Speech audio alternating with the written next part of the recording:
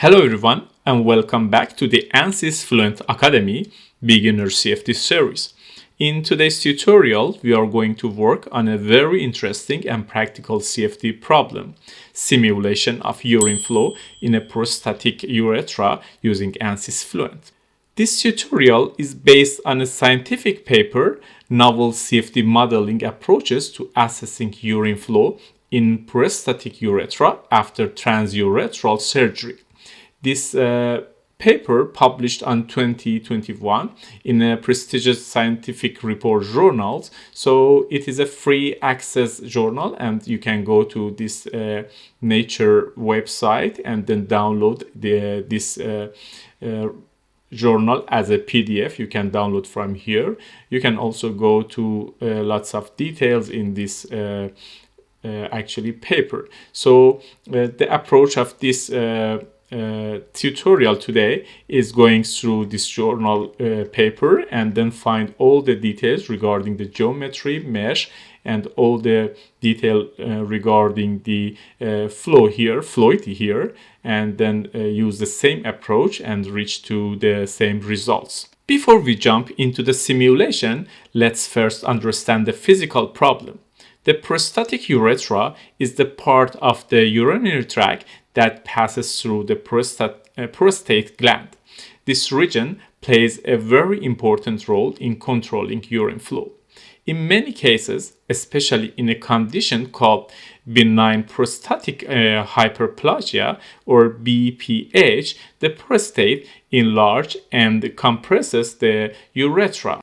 As a result, the flow becomes narrow, the geometry becomes irregular, and the urine flow becomes disturbed. So this leads to leak flow, pressure change, and sometimes incomplete emptying. Now, from a fluid dynamic point of view, one important phenomenon that appears in such geometry is vortex formation. We can see this vortex formation here, for example, in this velocity vector. So a vortex is actually a region where the fluid rotates instead of flowing smoothly forward. So as you can see, there's like a circulation in this region we call as a vortex. In this case, vortices may form inside the prostatic urethra due to sudden expansion or contraction of the geometry. These vortices cause energy loss and reduce the efficiency of the flow. So the main objective of this study is to understand how the geometry of the urethra affects velocity distribution, pressure distribution, and vortex formation. Now let's take a look at the paper and extract the data we need for our simulation. I highlighted some of these important parts and important input for our simulation.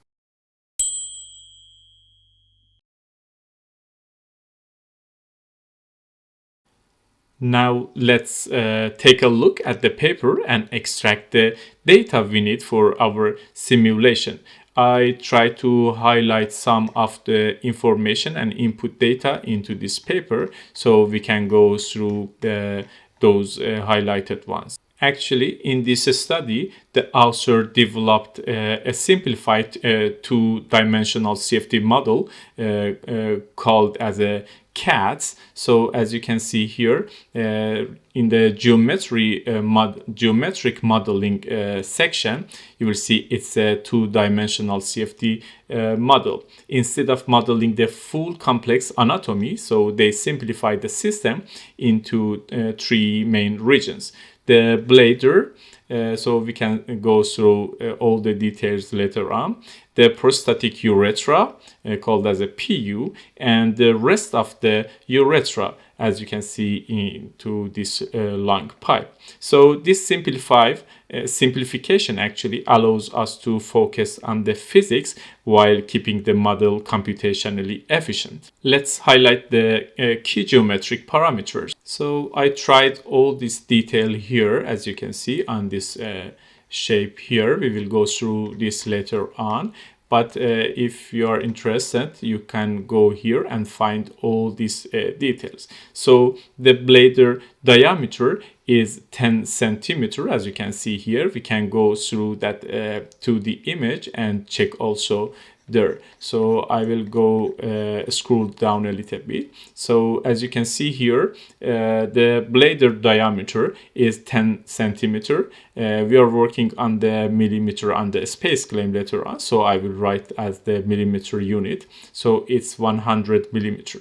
The prostatic urethral length is approximately 3.8 centimeter, 38 millimeter, as you can see here.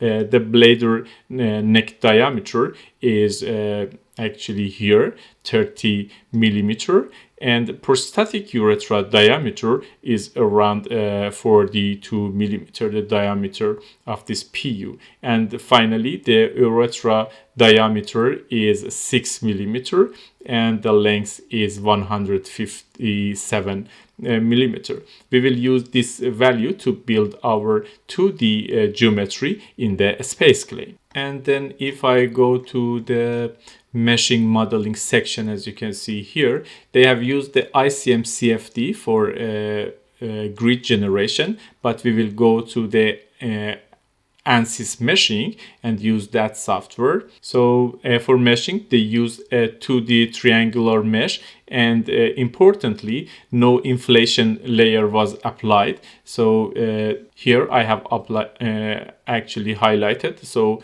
they didn't use no prism layer in this red box. So the reason for that is because the geometry in that area is narrow, the mesh is already fine, and adding inflation layers could reduce mesh quality. So in this tutorial, we will follow a very similar approach to this. So they have done one grid study also for their paper, but they didn't report any plot, but they report some number for the actually grid size. As you can see, 13,000, 18,000, 25 and 35,000 mesh elements for their study, but finally they reached to 25,372 mesh elements. So in our simulation, we will go through to roughly 26,000 mesh elements for our case,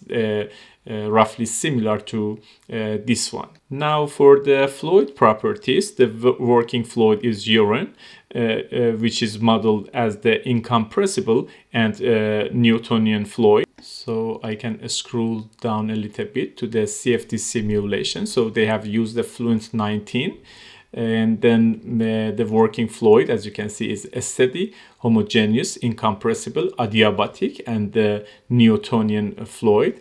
And then you can see the fluid properties. The density is 1035 kilogram per cubic meter, and dynamic viscosity is 0.8583 E-3 Pascal second at the 37 degree. Then for boundary conditions, inlet pressure is set to approximately 4,959 pascals, and outlet pressure is set to 0 pascal. So we will use pressure inlet and pressure outlet for actually geometry, the boundary condition here, pressure inlet, and here pressure outlet. And then all the valves are defined with a no slip condition, and the thermal condition for these valves considered as the adiabatic, as you saw in the paper actually here. So the adiabatic boundary condition will be applied. And then for the solver setup, the author used pressure-based solver, simple C algorithm, and second order discretization schemes. So you can find this all information here, the simple C algorithm and the other information here, turbulence intensity. But interestingly, even though the flow is mostly laminar, they used RNG K epsilon turbulence model to better capture vortex behavior. So this information also provide here. So we will use the same approach. So what we will do actually, first, we create the 2D geometry in the SpaceClaim, define our all boundary conditions in the group tab, and then we will go here to the Ansys meshing, then generate the mesh using Ansys meshing, as you can see here. And then finally, we will set up the simulation in Fluent, run the simulation, as you can see in this type of graph. And finally, analyze the results, including velocity, pressure, and possible vortex region, as you can see. So now let's move to the Ansys Workbench. So all this process will be done in the Ansys Workbench. So let's move to Ansys Workbench and start building our project from the scratch.